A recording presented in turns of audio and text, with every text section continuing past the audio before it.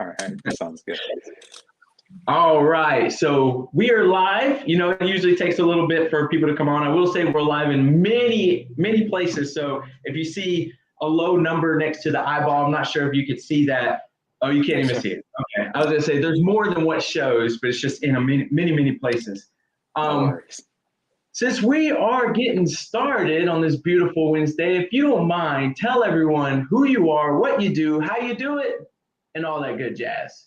Yeah, absolutely. So, hi, Bryon Ellington, Chief Learning Officer for eXp Realty. Been in the real estate industry for 20 plus years. Agent, son of an agent. Spent some time at some of our competitors. Chief Learning Officer, Chief Products Officer, Chief Operating Officer for the Red Sign companies, international franchising. And then went to a company that used to be called Realogy that owns a bunch of brands. I was head of training and coaching for all of their brands and company-owned stores, and then chief operating officer, chief development officer for Century 21 for a bit. Just a limited amount of knowledge is what I'm at. In the right places at the right times, I suppose. That's right. And I do want to tell everyone, ask any questions that you have. We are watching the comments, so if you do have a question, just let us know, and then we'll ask it if it's appropriate. And of course, as always, anybody in the room, ask a question, because this is a pretty cool opportunity. All right, so I did hear you mention, obviously you've been into a lot of these positions in a lot of these larger companies. One, I didn't realize Realogy changed their name. They changed their name to what? Who knows what it is now? Okay. Anywhere, I think, is the latest iteration. So yes, yeah. Okay, all right. So Anywhere, and if you don't mind, tell everyone which franchises they hold. I believe is 7 brands and some company-owned stuff. That's right. Coldwell Banker, Century 21, ERA, Sotheby's, Better Homes and Gardens, Corcoran, Climb, and I'm sure I'm missing, and then NRT, their company-owned stores as well. Right. So we talked to some agents, and they say they kind of swap from company to company in terms of those franchises. And they say, man, it feels the same when I go to these franchises, and I don't think they understand that it's owned by one company, and that's why. Yeah, their value proposition is produced by central services. And so everything from their technology to, marketing and all the things in between are all done by shared services. And so whether you're with one brand or another, you're going to get similar products and services, just with a different wrapper on it. Right. Yeah, exactly. All right. So you just moved into this role, I believe, October of this year. And that's right. What are you finding is being some of the biggest challenges, knowing everything that you know from the other firms and the other seats that you've sat in? What are some of the biggest challenges here that you're tackling first at eXp? That's a great question. So 3 main areas that I'm working on right now. So first off, the university, and working with that great team to upgrade. Hey, I love it. To upgrade our training, and I'll talk a little bit about that. But first, eXp is also getting into coaching, and so I'll be leading the charge in real estate coaching. We have the very talented Amy Somerville on the success side of things, doing whole life and non-real estate business coaching. I'm building a team that will do real estate coaching. I'm pretty excited about that. Some really interesting people within eXp that are going to be amazing coaches that I'm in discussions with right now. Talented people who are already coaching today, and just hoping to give them a bigger platform, and hoping more than anything that they can help our agents grow their businesses. And then finally, interestingly enough, we are working on a real estate radio channel. And the idea is that we have so many talented content creators out there who are doing great things. And by the way, Ruben and I did not talk about this yet. So you may not even know that I'm doing this. And so we're giving them a bigger platform to broaden their reach, take what they're already doing in terms of podcasts and other things, and give them an opportunity to do it on our airwaves, and then through our podcast channel as well. So working on those 3 areas. That's awesome. Yeah, I heard through the grapevine because some of our agents own a podcast, and apparently they're in communications of what that looks like. And I know it's brand new. Also, I'm talking to Curtis Dixon later. He wants to talk to me about some of the things I guess you guys are chatting about. So I'm very excited about what you guys are doing and the changes that you guys are making.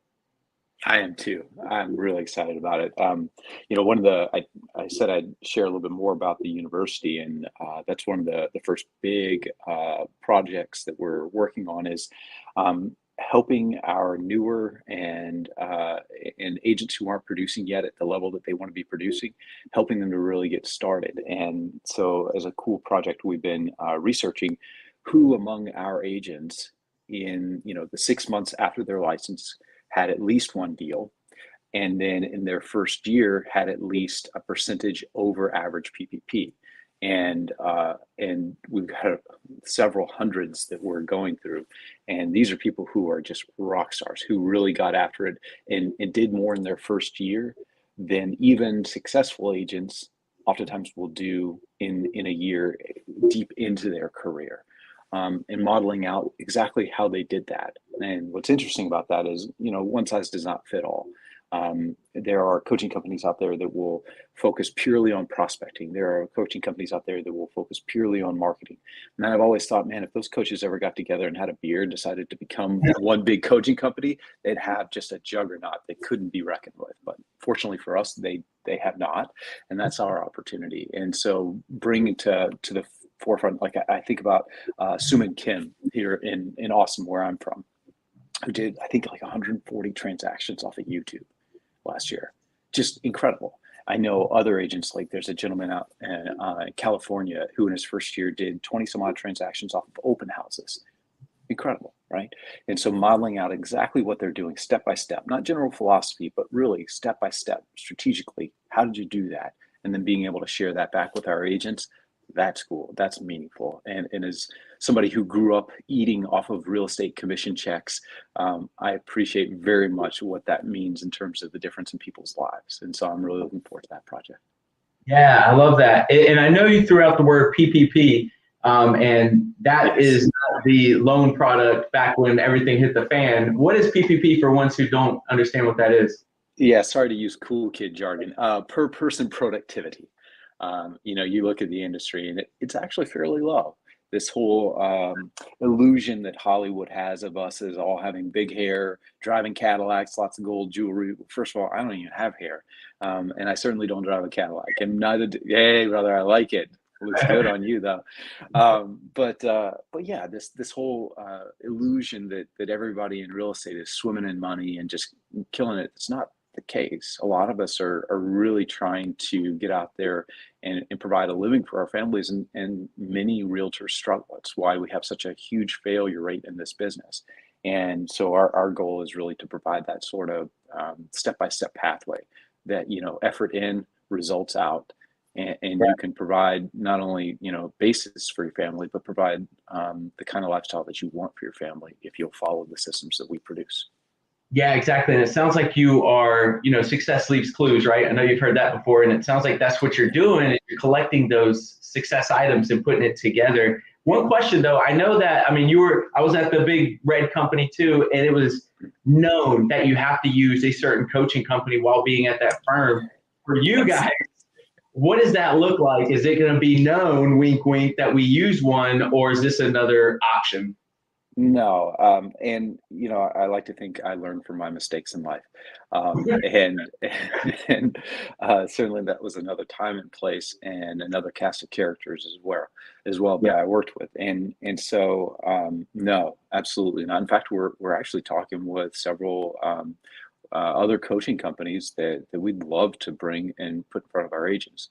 Look, I don't care who you use. If you're being productive, we all win. And so anything we can do to further that, absolutely want to make sure that we're bringing the best to light. And we're going to leverage EXP coaches as much as possible, our talented agents who are also coaches, and where we have opportunities to partner with outside companies, we will absolutely do that all day long. As long as they're bringing value and really getting results for our folks, I'm in.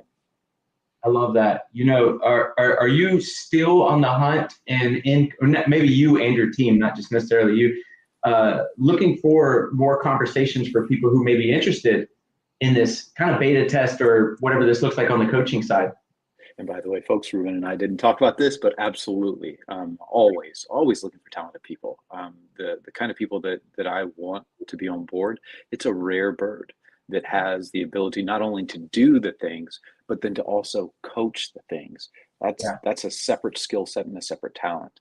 And so, yeah, always on the lookout for great folks. That's awesome. Once it gets more up and running, we should do another one of these and find some transparency and clarity in what that operation looks like. Yeah, I would love that. And if it helps just for today, really there's two big areas that I'm looking at today. One is the obvious one-to-one coaching, right? That traditional relationship where we focus on your goals, your challenges, help you implement, hold you accountable to what you're trying to accomplish. And that kind of relationship is an amazing relationship to have. So I mean, there's no such thing as a top talented athlete that doesn't have a coach. And in my experience, there's no such thing as a top talented business person that doesn't have a coach, not just in real estate, but outside real estate as well. So obviously one-to-one coaching will be part of that. But then there's individuals who are just amazingly talented and maybe don't have the time to be able to do one-to-one coaching. And that's not their focus, it's not their passion, but they do have an amazing program at something, whether it be social media, hiring your first assistant, building a team, internet lead conversion, what have you. There are people in our organization who are just masterfully talented at a given topic, and for them to be able to produce a time-bound coaching program, 1 to 3 months, where they're giving kind of step by step, giving people the implementation from 1 week to another, helping them with their challenges in implementation. There's a ton of opportunity there for folks who have that kind of program to come play and help other agents grow. Right. Do you guys have any questions so far?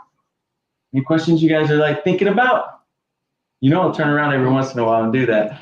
And for anybody else who's watching, obviously drop your questions below.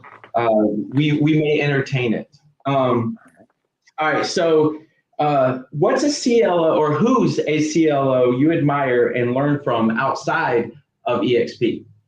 Great question. Kimo Kippen. Training Magazine does this annual award. Used to be called the Top 125. Now it's called Apex. And I was very fortunate to lead a team. You compete as a company across all industries across the globe with other companies who have training as a core value for them. And I was honored enough to lead a team who won that award 4 years, and we made it to the Hall of Fame.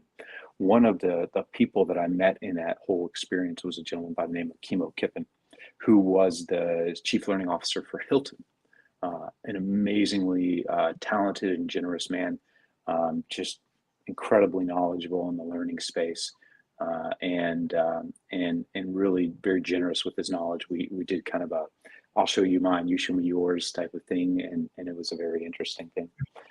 He's very talented. But then there was another gentleman who wasn't a chief learning officer, but he started an entrepreneurship MBA by the name of Jeff Sandifer. Jeff is a billionaire, made his money in oil and venture capital, and put together a program. It was an MBA program, Master's of Business Administration. And what was interesting about that program is it was an MBA in entrepreneurship. And so you're learning everything from, how to do financials, cash flow, balance sheets, intrinsic value of firms, to how to spot an opportunity, entrepreneurship, how to build off of an opportunity into an actual company and scale up. I mean, everything in terms of creating a massive business. What's interesting though, because you'd learn that in a lot of different MBA programs, but the professors in this program weren't actual teachers. They were actual business people who had started and oftentimes sold multiple companies. So for instance, the guy who taught me operations was a guy by the name of Jack Long, who in Texas, there's a service called Lone Star Overnight. It's the Texas equivalent of DHL, if you're familiar with that, right? So postal delivery kind of a thing. you want to talk about somebody who understands operations at its core, this guy, right? What was really amazing is that they didn't make statements in the classroom. They could only ask questions. Otherwise, they would get fired out of the program. And so you would get your knowledge through these notes and other things, and then you would come into the classroom and they would just ask these amazingly deep questions and really challenge your thinking on how business should be done and how you can solve certain problems. Really interesting methodology of learning that I'd never been exposed to. You know, as a fresh graduate out of college, I actually taught English in an underprivileged high school in central Austin. And so my framework of what training is I'm going to give you a bunch of information, you memorize it, you regurgitate it on a piece of paper, and then you promptly forget 99% of it. Right? That's the model for education in our country, unfortunately, for the most part. And that whole experience was just such a mind shift for me in terms of how learning should be done, putting the onus on the learner, letting the learner experience and then learn along the way.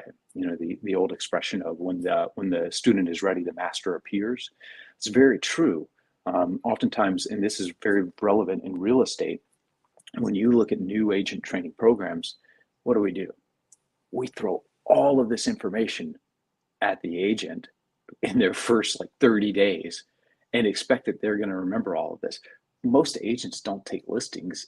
If they take them in their first year at all, don't take them until much later in their first. So why are we talking about, here's how to do a listing presentation before you even got a listing appointment? And that experience, what it codified in me is the idea that if I can help you get a listing appointment, you're going to be really primed to want to learn really quickly, what do I do in terms of a listing presentation?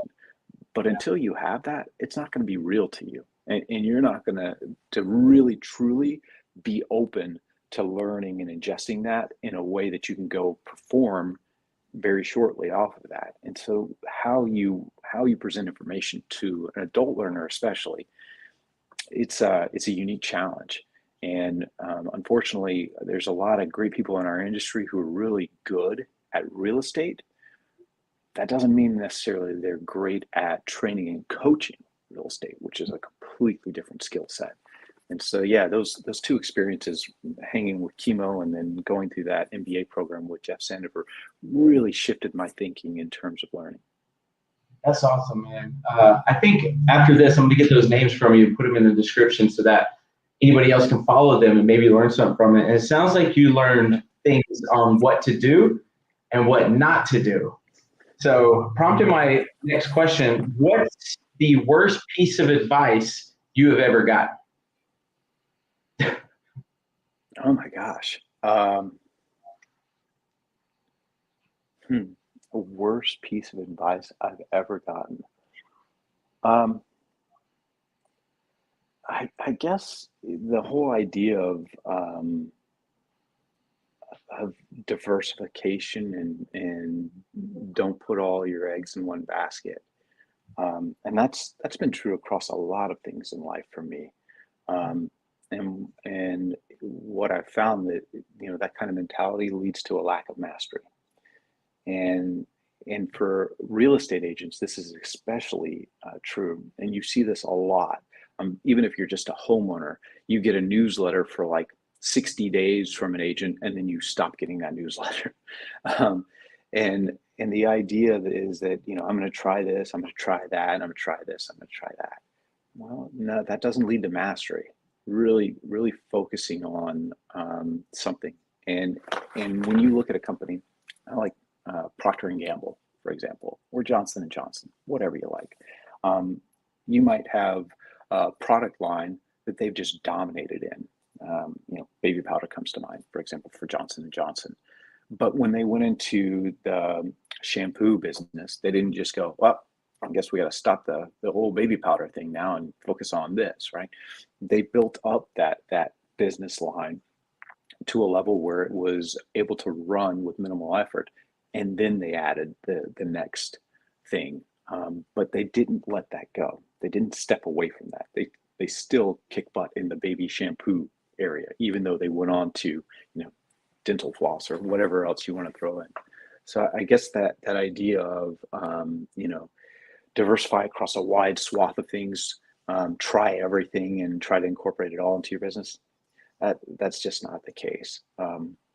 The other, I think, bad piece of advice that a lot of real estate agents get early on is you got to spend money to make money. And, I see that's a trigger. Yeah. Literally yesterday. Yeah. I mean, and look, no offense to our friends at Zillow. I've coached a lot of teams. I haven't seen any of them that have really made Zillow success, right? They do it as a way of appeasement with their team members, but financially, it is a bad bet for them. And a lot of different marketing is that as well. Conversely, some of the most successful agents I know are door knockers, hardcore prospectors, right? Not necessarily burning up the phones and not necessarily going after expireds. There's a lot of negativity that goes around the idea of prospecting, but that idea that I can spin my way into leads has led to many a bankrupt individual in this industry. Yeah, this may sound familiar too. As soon as an agent gets onboarded, through a various amount of text messages that we're sending out as slow trickle information versus, like you said, the dump. Part of that is lead with revenue, and don't move forward with buying anything just yet. Let's start making some money first. So that's pretty big for us. I agree with that 100%. Yeah. Any questions about the Zillow? You got any questions about Zillow? Not questions, just no. I mean, I have had very much success with Zillow from the very beginning when I did the market-based Zillow as a new agent. My first year, I sold $600,000. My second year after Zillow, I went up to $1.5 million, and then every year doubled since then. I like the fact that they've switched to Flex now, to where we are only paying on the productive leads, not just getting a bunch of paying for leads and some of them are just trash. You actually just do the percentage based when you're on the Flex program, which is really great. But that said, it's the gravy. I still have my past clients, my sphere of influence, all of those that I work continuously. Yeah. And those are much more profitable because it's 100% my lead. I'm not paying anything off the top. Yeah. So it's like I don't want to bash Zillow because it is the gravy. If you can get into the Flex program where you're only paying a percentage, it's like getting a lead from Ruben or getting a lead from someone else. It's just lead based. Yeah. So it's interesting. So from this point on, anyone calls me and wants me to pay up front for leads, I'm like, no, thank you, not interested. No, thank you, not interested, because it's not worth it. Yeah. I agree with that. Yeah, I'm glad to hear that you've had good success. Many agents don't. And even with Zillow Flex, the issue there, the high percentage that you're paying on the backside of things versus the work that you're doing to bring that lead to fruition. For a lot of agents, that same time could be spent, as you say, on your sphere and other things, and you're going to have a much higher profit margin on that business. Again, no offense to our friends at Zillow. They do bring in a lot of leads for folks, but you're going to have to work them. And the question that you're going to have to ask yourself, as you have, is that time better spent elsewhere on sphere, open houses, whatever else I might do to generate leads? Look, at the end of the day, I've always thought this is the simplest business possible. I mean, it really is so simple. Now there's 1.5 million of us who make it really complicated, but it is very simple. And the simplest thing I can say to you about this business is it's about getting in front of enough people so that the percentage of people who are going to buy a home and are willing to buy it through you makes sense economically for you. How you choose to do that, honestly, doesn't matter. I was part of this I guess we call it a game, a contest with like 30 plus teams, where we had 6 folks from each team, and we called it the 6,000. And the whole idea was, over the course of a month, each team had to make 6,000 contacts, and so that's 1,000 contacts per person. So do the math, 250 per week. So about 50 per day of working days per person. If you've never tried to do that sustained over the course of a month, you're going to have to get really creative in how you do it. And so we had teams that went to like sporting events and stood by the concession stand. Hi, how you doing? Bryon Ellington with eXp. That kind of thing. We had people who went to Barnes and Noble and stood in front of the magazine rack and sat there and introduced themselves, right? But here's the funny thing. I had a friend of mine who ran a team in Houston. The third week of that contest, whatever you want to call it, they had 17 listing appointments on that Monday, the third week. Yeah. And by the way, just go do the math on the contacts, and all that makes perfect sense when you think about it like that. Now, should you go out and do 1,000 contacts in a month? If you can, yeah, go do it. If that's how big you need your business to be to fulfill your life's goals. And if you don't need it to be that big, then dial back to whatever that contact goal is. I had a conversation with a friend of mine some years ago who was a very successful young agent. And in his second year in the business, at the ripe age of like 24, I think he was at the time, was doing over 2 million in GCI. And so I asked him a very simple question: how'd you do that? And his comment back to me was, well, I didn't leave the office until I had made 30 contacts per day, every day. And by the way, my license, I was in the same office as his. And so I know that what he was saying was actually true. I'd see him in the office even, as late as 8 o'clock at night making calls, trying to hit his 30. And I compared and contrasted that with my mom. And this is kind of dating me. When I was a kid, my parents would record game shows like Wheel of Fortune and Jeopardy, right? And at night, on a VCR, shame to say, at night we would watch whatever they had recorded on the VHS tapes. But it seemed like we could never get through an evening without the phone ringing. Back then they had the landlines. And my mom had to hit pause on the VCR, and we had to listen to mom as late as 9 o'clock at night having conversations about real estate, because she never could shut it off. She never knew when her job was done. And so I kind of came up with this concept, and I jokingly referred to it as the sleep number. And this is what's interesting about our business. It can be feast or famine sometime. And so how do you know when your job is done if you don't have a closing that day or the next day? How do you know when to shut it off? How do you rest easy? And for me, it's about figuring out, and what's your goal, and then dial that back to activities. Because again, this is a very simple business. If you tell me I want to make $150,000 in GCI, cool. I can tell you, based on your average sales price and your commission rate, whatever it is you charge, that's going to mean X number of deals. Given fall through, that's going to mean X number of contracts. It's going to mean X number of appointments. And then therefore, how many contacts you should make per day in order to set some of the appointments, right? And once you've done that, on any given day, once you've hit your number, whatever it is for you, go enjoy your family, go enjoy your friends, enjoy life. Just know that you can be Forrest Gump in this business. As long as you do the activities necessary to succeed, you are going to provide for yourself and your loved ones. It's just this whole mythology that the top agents are, somehow smarter, more social. It's not the case.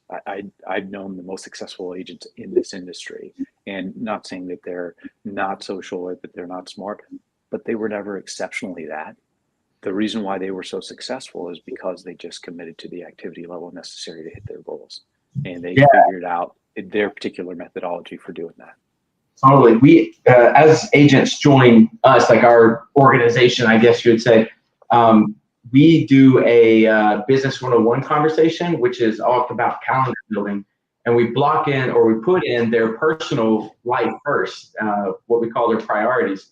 put all that in, and then we expose the white space within their calendar. And then it's really broken into two different parts, which is create and service business. So by doing that, I mean, it's been simple to find those times to plug in the right activities outside your priorities, which is your family, exercise, you know, all the other things. What questions? You got any other questions so far?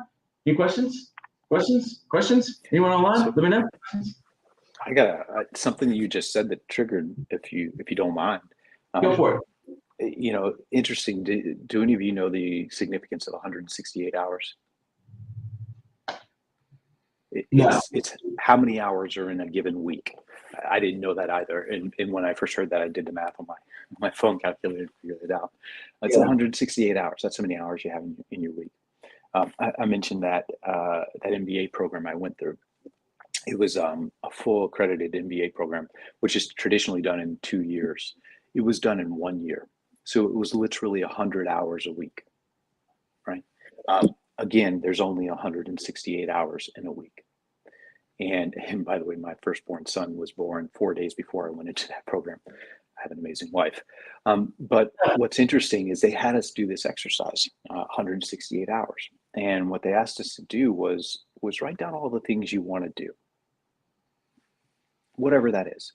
You want to be involved in politics? Great. How many hours per week does that take to do whatever you want to do? You want to be more involved in your church, synagogue, mosque, temple, whatever? How many hours per week can you do that? You say you want to be a good father or a good mother to your kids? Okay, that's time. That's how kids spell LOVE is TIME. So how much time are you going to give that? And when you do that exercise, and literally we did this exercise, right? And you map out the time you want to spend doing life, and then what's left over is what you use to do the work that's going to fuel your life. Funny aside was when I was going through that MBA program, it's 100 hours a week, and so there's still things I wanted to do, firstborn child and all that other stuff. And so I'm literally like negotiating with myself, like, do I really need 8 hours of sleep, or could I get by with 6? Can I take a faster shower and eat a faster lunch? You know, all those little things. But the point of that is really when you think about what you want to accomplish, if you're truly going to be intentional about it, mapping that out and really getting a firm sense of, okay, I know then I'm going to have to spend so many hours, and then figuring out when you're going to do that. And then that really compresses your work to a defined period, which is not a bad thing. There's this concept called Parkinson's law that work will expand to the time you allow it. It does not take a whole lot of time to be successful in real estate. I know people who work 60 hours a week and they do 10 deals. I know people who work 60 hours a week and do 100 deals. The time is not the important thing. It's the intentionality during that time, and the ability to just do the work in the time that you're giving yourself, and then go enjoy your life. And if you've never done an exercise like that, man, I'm telling you, burn some sage, light a candle, really get meditative about your life and what you want. You will walk away from that experience understanding how to really go about living to get the things that you want to get out of life. It really is an interesting exercise. Yeah, I mean, you're preaching to the choir, because I feel like, you know, we believe that calendar is the biggest leverage that we can have. And at any time somebody says, you know, they don't have time for whatever we're discussing or something they committed to, I'm like, cool, that works. Let me see your calendar. And most of the time, they haven't done a really good job of blocking in the things that they said that they were going to block in. You know what? I was at a regional rally, and one of the awesome agents with eXp there at the rally asked me a question about.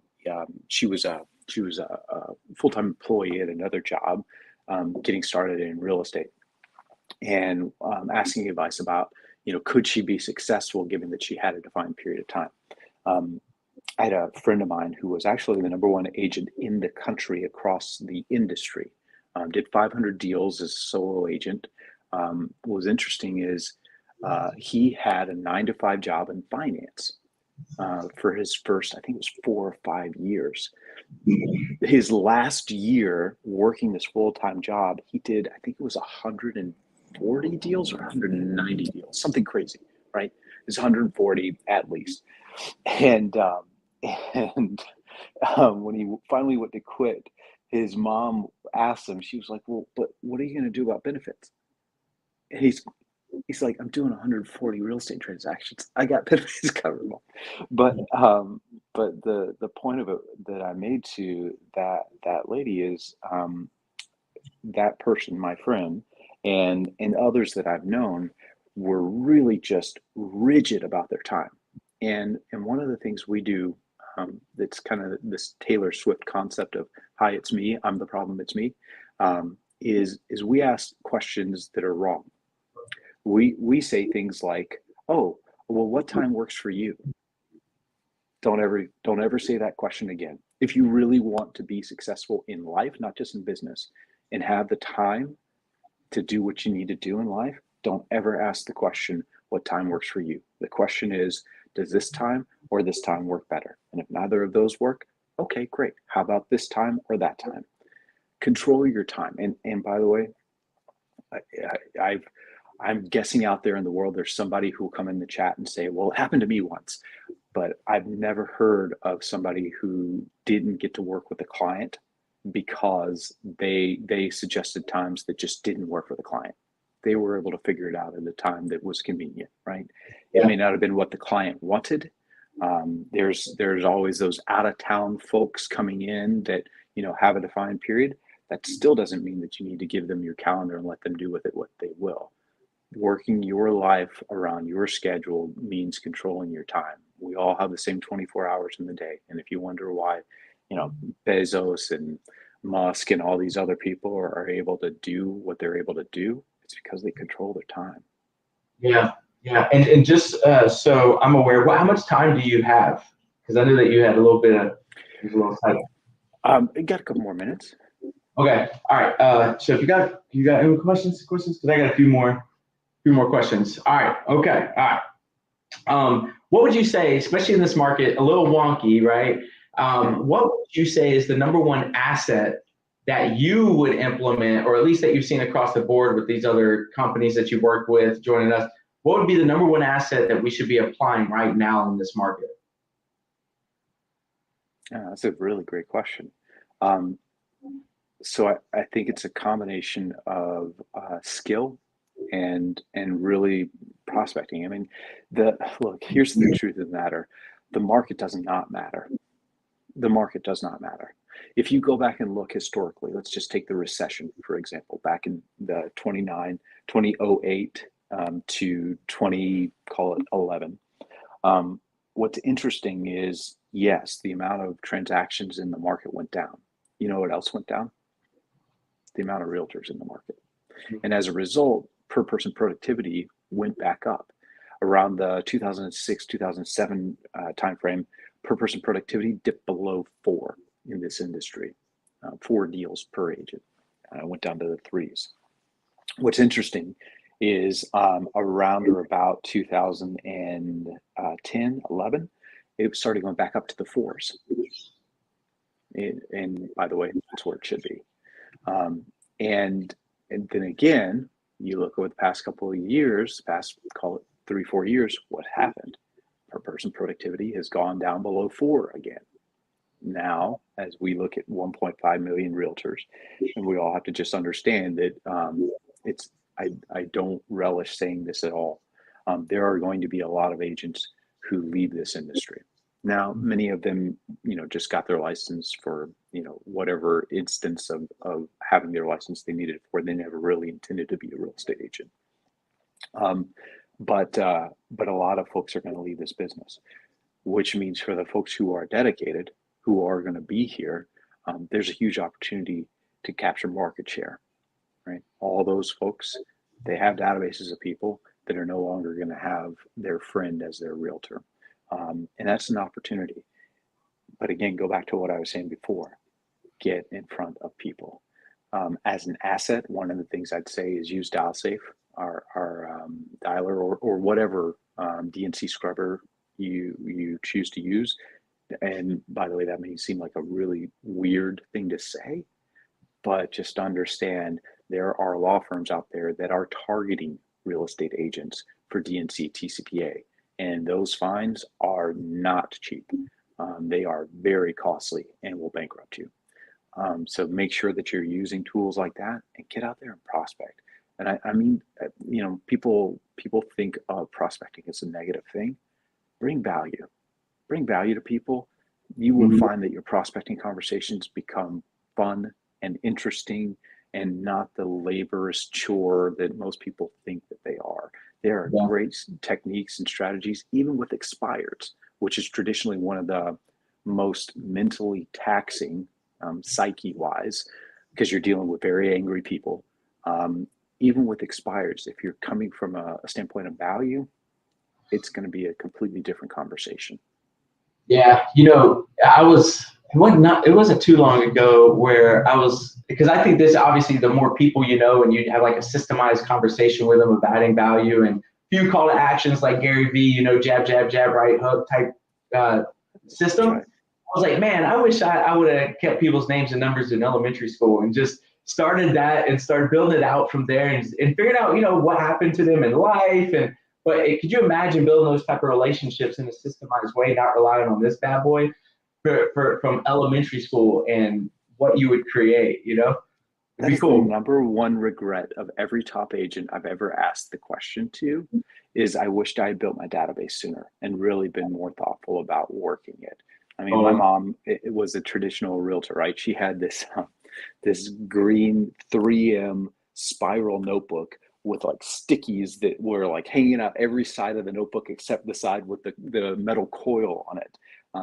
But as much as I teased her about it, at least she had that. Most agents don't even have that, right? Being systematic about working your database and just staying top of mind. You don't know when somebody's going to have one of the 5 Ds occur in their life, or whatever, that leads them to make a purchase or a sale decision. Just constantly reaching out, providing value, creating that law of reciprocity in life. That they will think of you when they're ready to do their transactions. That's all it is. And look, we're not robots, we're not automatons. We all have days where we prefer to stay in bed and things like that, and we all have things that occur in life. I get that, but as much as possible, sticking to a systematic way of approaching your database, and whatever that database is, geographic, farm, sphere, you get to choose, right? Right. Just make the contacts on a regular enough basis. You're going to have all the success in life you ever needed. I love it. 3 more questions. Number 1, you said robot. Can you do the robot? My daughter's in competition dance. I will not sully the Ellington name by poorly doing a dance out there. She's got great things in front of her. I'm not going to be the handicap that knocks her backward. You should just do one arm the next time you hit the stage at eXp, and we'll all know. The second one is, what is something you wish you were better at? Oh man, father, always. Oh.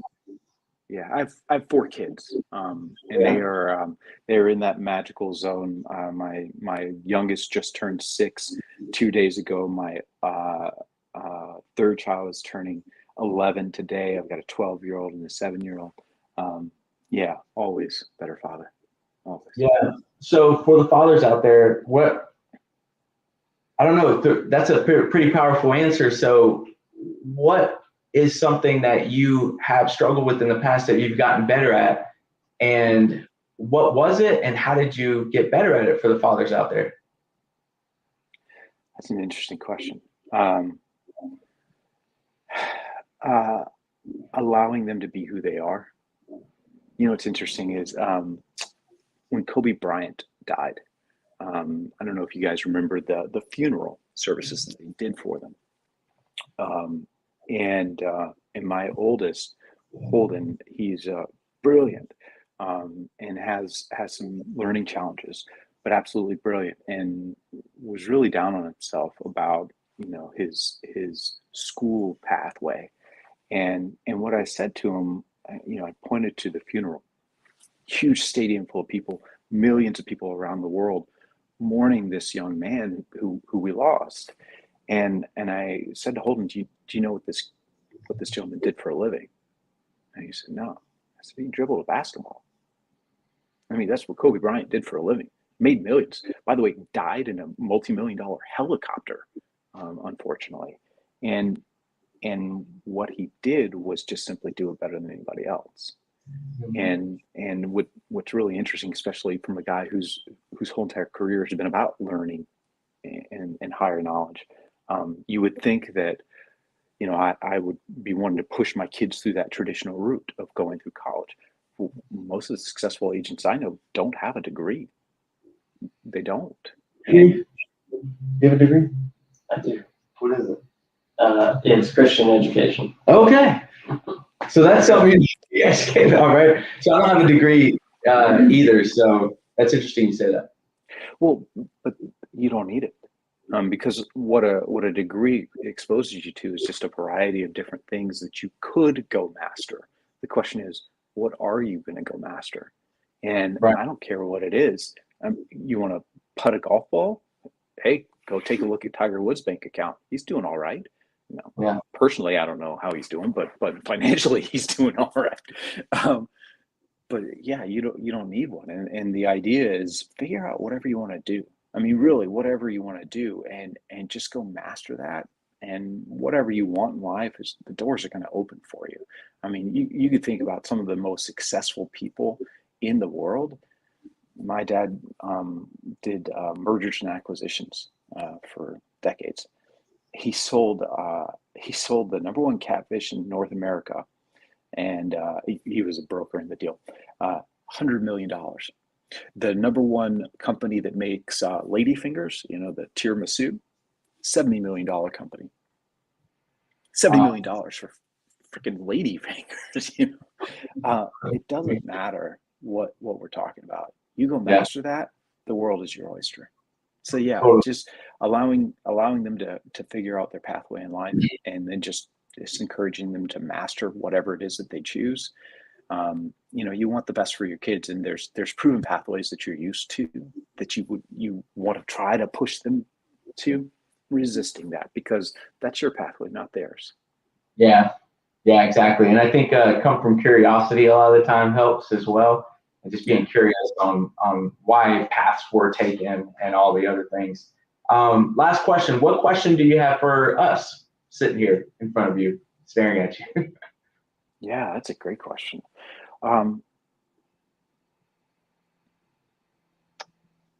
I guess the question I'd ask you is, selfishly and self-serving, is what's the one training program that you wished eXp University offered? What is the one training? Yes, go ahead. Oh, we'll go around the room. What's the one training, I guess, or class or whatever that you feel or wish that eXp University had? And be selfish. This might be a little niche, but I've come out 9 years of simply selling VA REO properties. And I'm transferring to what I would call regular real estate. Now, my husband was a real estate agent, a realtor for over 20 years. So I'm really familiar with everything, but I'm trying to overcome the mental block of moving from one niche to something more general. And I think what would be helpful for me is to make things more in categories where it's easier to find, because I'm big on self-educating and finding things for myself. And I'm kind of more of a plug and play person. Like if I see an area that I'm weak in, I want to attack that area. And the past month or so, I've been fed by a fire hose. On one hand, it's glorious because there is all that information, which excites me. But the other thing is, it also feels a little overwhelming for somebody who's just getting introduced to the system.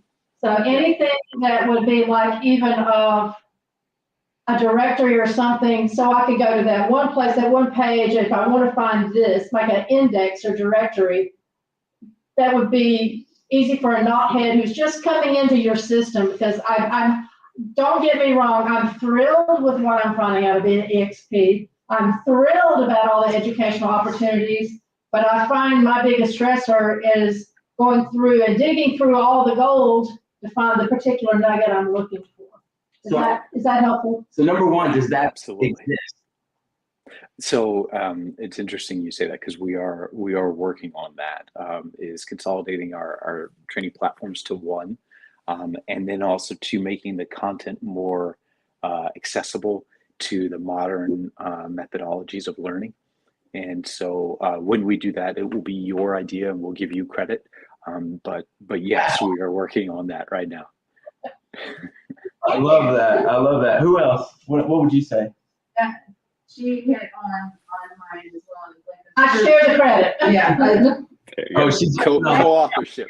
The way you said it was good. I couldn't figure out how to, like, a search bar, like, to consolidate. Like, eXp University is amazing, and I know there's so much in there, but when I'm looking for how to become a mentor, where do I look? You know, what it's like so much, you don't even know where to begin to look. Yeah, so she mentioned kind of like a search bar. Yeah. Because, you know, selfishly, I know where, because I've been with you for about 5 years, I think, ish. So I kind of know, but it is definitely, you know, open this door to get into this door, and open that door, get in this door. So yeah, something a lot simpler, like a search bar, which I guess I didn't even. Yeah, it shouldn't take 5 years with us to figure out where all of our training is and how to get what you need. Yes, absolutely, and agree 100%. And you know, taking the idea further, our training should be a competitive weapon in recruiting. You should be able to go to one place with anybody that you're trying to attract to the company and be able to show them all the training and coaching that we have to offer. And so that's going to be a big focus for us over this next year, is consolidating and also putting it into the format that we as agents think in terms of, so that the content, you can quickly find your answers, as opposed to needing, you know, a big swath of time where you can just kind of meander and explore and trip into the things that you're looking for. I like it. I like it. I like it. Yeah, because I work closely with a company called the Locker Room Coaching. Have you heard of them? I have not. So they got a search bar and they crush it. I mean, that search bar, now that I think about it, yeah, I could definitely see the value there. What question? Well, I didn't have a question. My hesitation to ask the question about education was that I feel like I haven't tapped into all eXp has to offer, so I didn't want to ask for something that doesn't exist already, because that's why I was like, where to find it. Yeah, I was like, does that exist already? But apparently it doesn't, and you're going to get credit, which is awesome. We got 9 minutes, I guess, if you've got that, which here goes a question. What does your own personal growth plan look like? Books, audio, events? How does he go about building his own personal growth plan? That's a very interesting question. So I follow a particular strategic planning process that I do. I got this from a CEO that I worked with a long time ago. She had gone to, I think it was Chick-fil-A's leader cast, and it was either Herb Kelleher or Truett Cathy Sr., who'd shared how they build their business plan, and it's more of a strategic plan. And so I do that as well, not only with my teams, but personally, what I'm looking to go after. And so for me, personal growth areas are in investing, making sure that I'm continuing to learn about things like, you know, Series I bonds was something that I learned about last year and started investing in that. Other investment avenues, so I did the traditional landlord investing, you know, single family properties and all that. I learned about land development and got involved in land investing as well. I live in Austin, where we still have a lot of cattle ranches on the outskirts of Austin. And so that was a cool opportunity. But, you know, for me, it's a weird thing to say, but if I'm not learning something new, I'm unhappy. And so figuring out what the things that I want to learn and master are, and that's been everything from you know, cooking to martial arts to you know, spirituality and things of that nature. So in any given year that might change. If I feel like I've gotten to a level of mastery in one area, then I'm going to move on and learn something new. It's what keeps life interesting for me. So it's a combination of making sure that I provide for my family, that I'm growing professionally, and that I'm growing as well in my happiness in terms of mastering something new. Right. What book are you listening or reading right now, currently? Yeah, so that's a cheat question. So I use a book called Four Disciplines of Execution to do strategic planning with my teams. So I've been going back and redoing that book with my team, and really getting a lot out of that. I tell you, for me, leadership is a really big thing. You know, when somebody comes to work with you, they're trusting you to help them on their pathway, help them build their career. And so I take leadership very seriously. And so I'm always reading books on leadership. Radical Candor is one that I just got done reading before I restarted Four Disciplines of Execution. That's Kim Scott, great book. Especially if you're a team leader out there, I highly recommend that book. Well, if you have an affiliate link for that, let me know, and I will put it in the description so you get a little cut. Looks like another question slid in. I like this one because we're here in the South, of course. North Carolina. Marketing oneself can be a challenge for an oldish, redneckish realtor dude like me, I guess he's saying. What suggestions might you have for social media? Yeah, it's a great question. Picasso had a great quote, Pablo Picasso. He said, "Good artists borrow, great artists steal." Go steal. There's amazing agents out there on the internet, and go model them out. We have the luxury of having people like Levi in Dallas, Mike Sherrard in Canada, just amazingly talented people who've leveraged social media in building their business. Go look at what they're doing and model that. Use it to give you the idea, and then go create your own.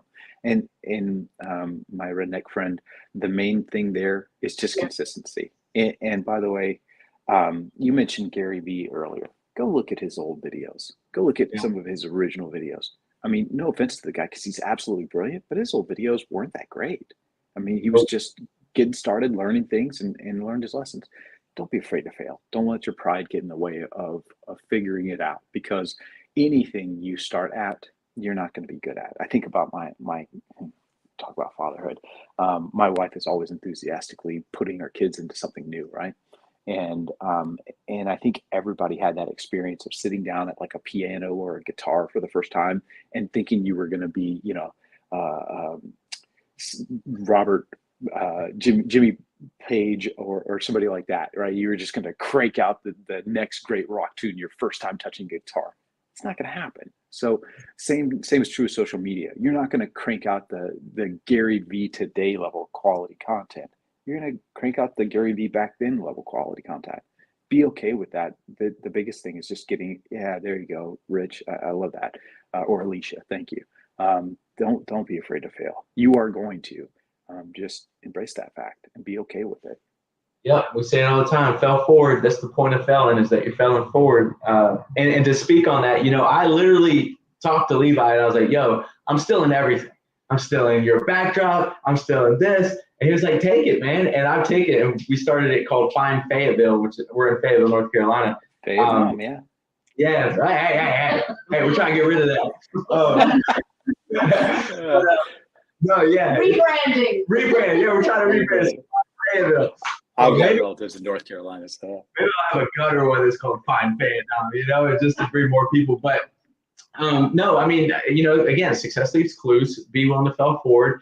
What's interesting is years ago, I was like, "Oh, I'm a genius. I figured out how to be successful. I know what it is." And it's exactly what you said. It's like steal everything from the person that not steal, like R&D and talk with them and all the things, but grab their stuff and build it out. And then you sprinkle your flavor on it. Literally, that's it. It's just those two simple steps. And you describe the history of music there, actually. So I go. Music? Yeah, 100%. And you're seeing it right now. I'm listening to music. I'm at the gym. I'm like, "Oh, bring me back!" And it's like, and it's totally brand new. I'm like, "Whoa, they took that. They took that from an old song." But yeah, we got 2 minutes. Is there anything else you'd like to say? Anything on your mind before we let you go? Just thanks for having me. I'm excited to be part of the team. And by the way, I'm on Workplace Chat. Please hit me up. Let me know how I can help, how the university can help, our coaching can help you. We are listening intently. So reach out. Awesome, man. I appreciate your time. I appreciate you jumping on here. Appreciate you coming in blind. Everyone comes in blind, no questions. I don't provide anything. And you did great. And again, I appreciate it. I'm gonna message you after this just for some of those names and a few other things I'd like to talk with you about. But thanks, man. I really appreciate it. All right, guys. Well, happy Wednesday to you all, and thanks for letting me come play. I appreciate it. Yes, sir. Thank you so much. All right. Bye, guys. Bye.